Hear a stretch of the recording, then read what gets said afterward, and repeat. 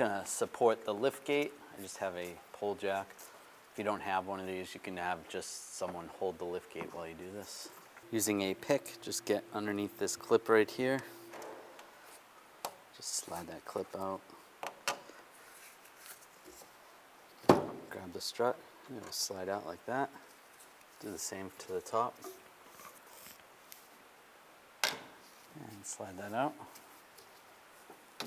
And then pull the strut off. Now slide this in, same way it came out. Lock it down. Go to the bottom. And lock it in. You can do the same with the other side. And you can lower the support if you used a pole jack.